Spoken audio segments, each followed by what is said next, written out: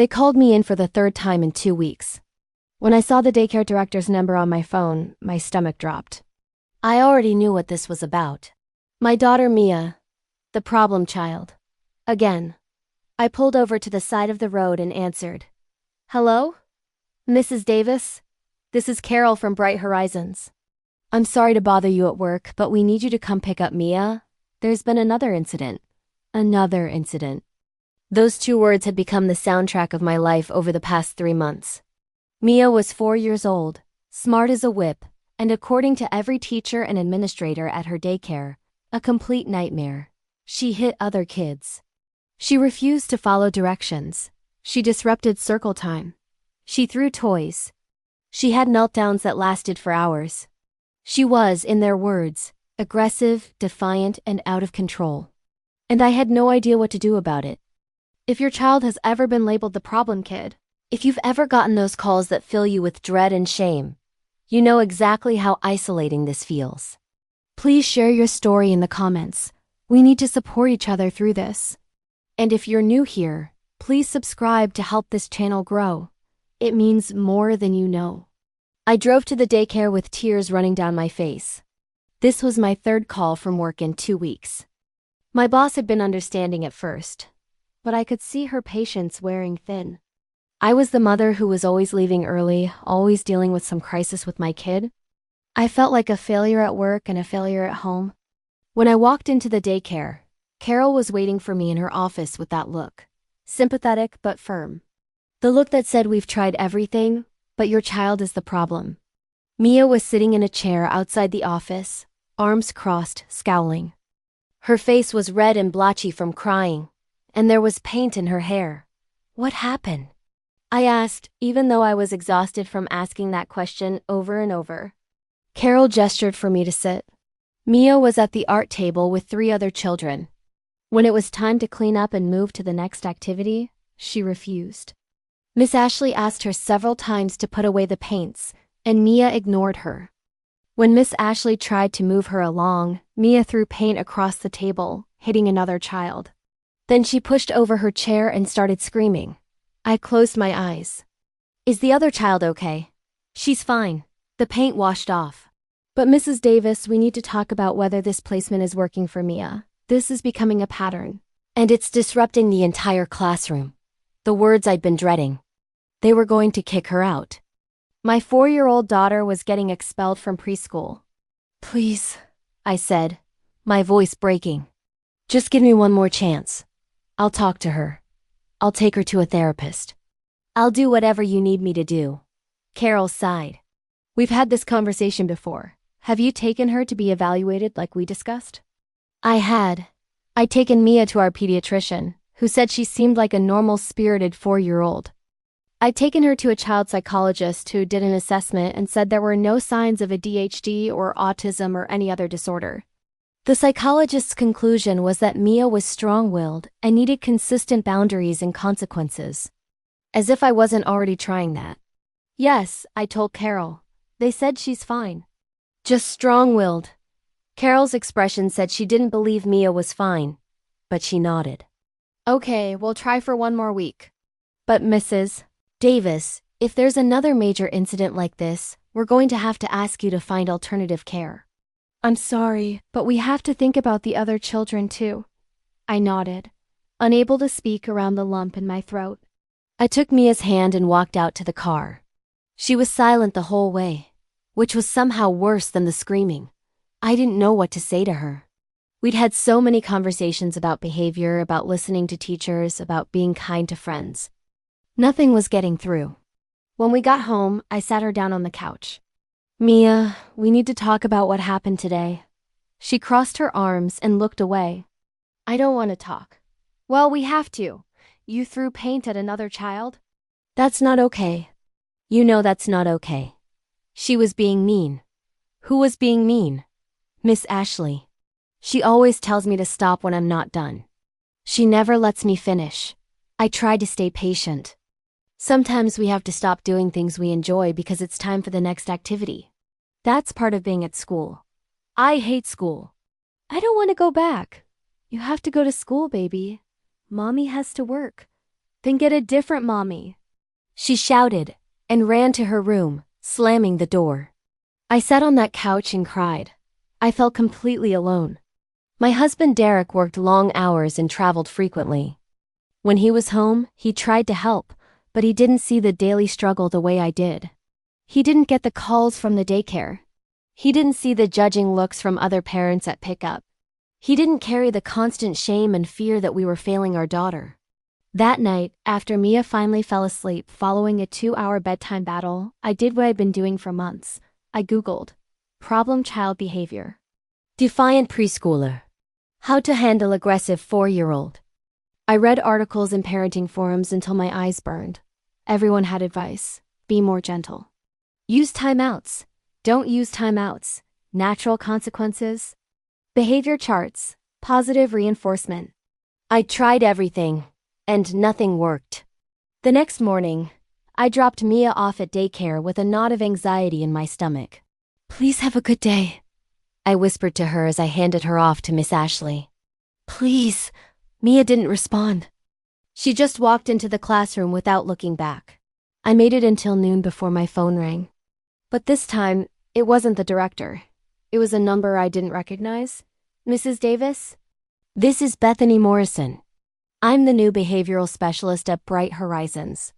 Carol asked me to observe Mia this week and give some recommendations. Do you have a few minutes to talk?" A behavioral specialist. They'd brought in a specialist to observe my daughter. I didn't know whether to feel relieved that they were trying to help or humiliated that my child required special intervention. "Yes, of course," I said. "I've been watching Mia this morning, and I'd like to share some observations with you. But first, I want to ask you some questions. Does Mia have trouble with transitions at home, moving from one activity to another?" I thought about it. Yes, actually. Bedtime is a nightmare. And if I tell her it's time to turn off the TV or stop playing, she loses it. What about sensory things? Does she seem bothered by certain textures or sounds or lights? She hates tags in her clothes. And she covers her ears when the vacuum is running. But I thought all kids were like that. Some are more sensitive than others. What about at restaurants or busy places? How does she do? Terrible. She can't sit still. She gets overwhelmed and cranky. There was a pause. "Mrs. Davis, I don't think Mia is being defiant or aggressive on purpose. I think she's struggling with sensory processing and executive function. The behaviors you're seeing aren't bad behavior. They're communication. She's telling you, the only way she knows how, that she's overwhelmed." I felt something crack open in my chest. What do you mean? Mia is a bright, creative child. I watched her at the art table this morning, and she was completely absorbed in what she was creating. She wasn't ignoring Miss Ashley to be difficult. She literally couldn't shift her attention away from what she was doing. Her brain doesn't transition smoothly from one activity to another without support. And when she's forced to stop something she's engaged in without warning or preparation, it feels catastrophic to her. So she reacts with the only tools she has, which are physical and emotional outbursts. Tears were streaming down my face. Why didn't anyone tell me this before? Because it's easy to label kids as behavior problems without looking deeper at what's driving the behavior. Mia doesn't have a disorder that needs a diagnosis. She just has a nervous system that processes the world differently. And once we understand that, we can give her the tools and support she needs to be successful. What do I do? How do I help her? First, we need to change how the teachers are approaching her. Instead of sudden transitions, Mia needs warnings and preparation. Before it's time to clean up, Miss Ashley should give her a 5-minute warning, then a 2-minute warning. She should help Mia understand what's coming next and why. We need to give her time to mentally prepare for the shift. That's it? Warnings? That's part of it. We also need to give her sensory breaks throughout the day. Mia's nervous system gets overwhelmed by the noise and activity of a busy classroom. She needs regular opportunities to reset. A few minutes in a quiet corner with a book or some Play-Doh. We need to let her regulate herself before she reaches the point of explosion. I couldn't believe what I was hearing. It was so simple. Why hadn't anyone suggested this before? Can I ask you to try something at home too? Bethany continued. Tonight, before bed, give Mia a warning that bedtime is in 15 minutes. Then 10. Then 5. Help her understand the sequence of what happens next. Bath, pajamas, story, sleep. Kids like Mia do better when they can predict and prepare. That evening I tried it. Mia, in 15 minutes, we're going to start getting ready for bed. She was playing with her dolls and barely acknowledged me. But 15 minutes later I said, okay, it's time to start bedtime routine. First bath, then pajamas, then we'll read 2 books. Which books do you want to read? She looked up. 2 books? Yes, you can pick 2. She thought about it, then got up and went to pick out her books. No argument, no tantrum. I was shocked. The bath went smoothly because I told her what was coming. Pajamas were easy because I let her choose which ones. And bedtime, for the first time in months, was peaceful. She listened to her stories, gave me a hug, and went to sleep. I called Derek at his hotel. Something happened today, I told him, and explained everything Bethany had said. So she's not a problem child? He asked. No, she's just a child who needs things explained and structured differently. And nobody was doing that for her, so she was constantly overwhelmed and reacting. The next day, I went to the daycare early to meet with Bethany and Carol and Miss Ashley. Bethany explained her observations and her recommendations. Miss Ashley, to her credit, was receptive and eager to try. I wish I'd known this sooner, she said. I thought I was being clear, but I guess I wasn't giving her enough time to process. They implemented the changes immediately. Warnings before transitions. Sensory breaks in a quiet corner. Clear, predictable schedules. And instead of reprimanding Mia for not following directions, they gave her the information she needed to succeed. I picked Mia up that afternoon braced for bad news, but Miss Ashley had a huge smile on her face. Mrs. Davis, Mia had a wonderful day. She participated in all the activities. She cleaned up when asked. She played beautifully with the other children. Whatever magic you worked, keep doing it. I looked at Mia, who was beaming with pride. I had a good day, Mommy. Miss Ashley told me ahead of time when we were going to clean up, so I knew when to finish my picture. And I got to go to the quiet corner and read a book when my brain felt too loud. My eyes filled with tears. This was my daughter. Not defiant or aggressive. Just a child who needed the world presented to her in a way that made sense to her brain.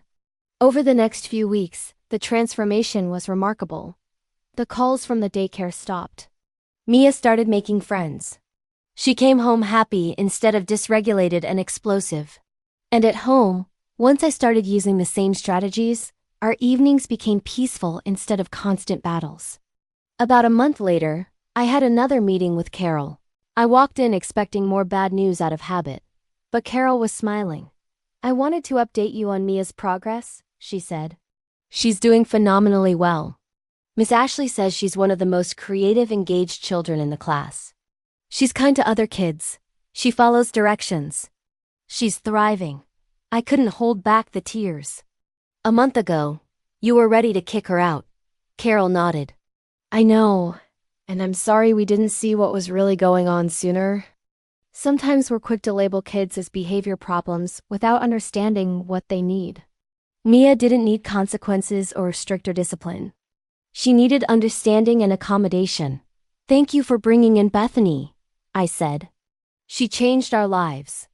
Actually, Carol said, Mia changed our practices. Because of what we learned from her, we're training all our teachers on sensory processing and executive function differences. We're implementing transition warnings and sensory breaks in all our classrooms. Mia helped us become better at what we do. I went home that day and hugged my daughter for a long time. Do you know how special you are? I asked her. She shrugged. I'm just Mia. You're just Mia, and that's exactly perfect.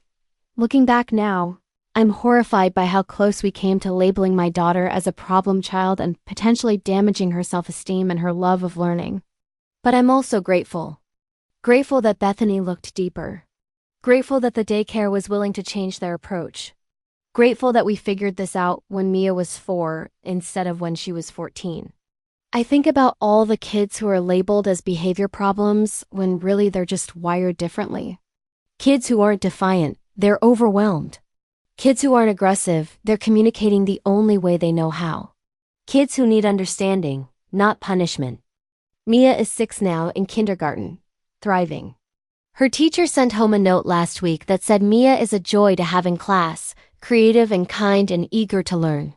I cried when I read it, because I remember when teachers dreaded having Mia in their class.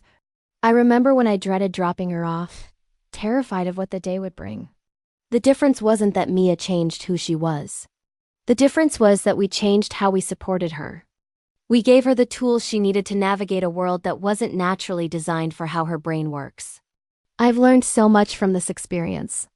I've learned that behavior is communication.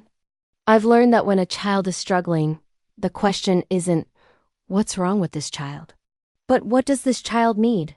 I've learned that labels like problem child or difficult or defiant often mask the real issue, which is a mismatch between a child's needs and the environment they're in. I've also learned about the incredible pressure parents feel when their child doesn't fit the mold. The shame, the isolation, the constant fear that you're doing something wrong. I felt so alone during those months of constant calls from the daycare. I felt judged by other parents, by teachers, by strangers who watched my daughter have a meltdown in Target. I felt like I was failing, but I wasn't failing. I just didn't have the information I needed. Once I understood what Mia needed, I could give it to her. And once her teachers understood, they could give it to her too.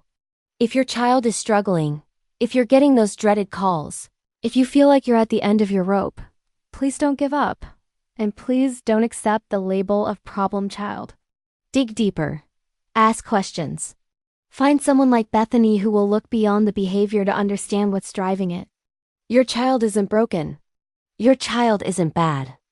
Your child is just trying to navigate a world that might not make sense to them yet. And with the right support, the right understanding, the right tools, they can thrive. Mia taught me that. She taught her teachers that. And now I'm sharing it with you, hoping it might help some other parent who is where I was a year ago.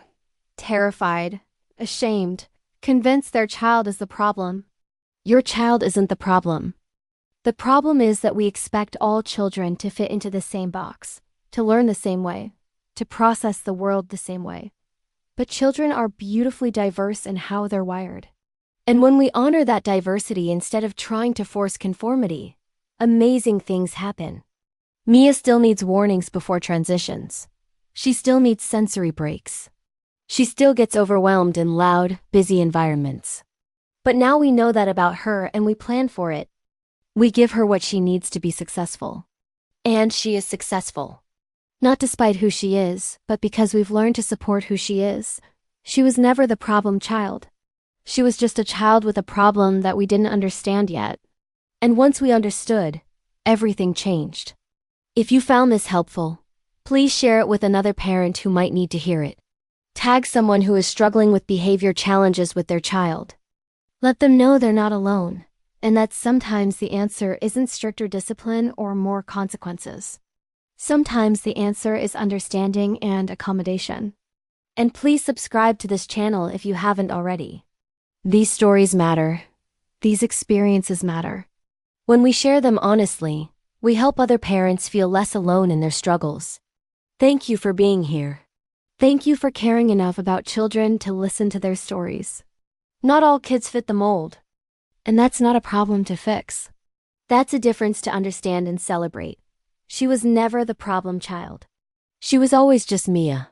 And Mia is extraordinary.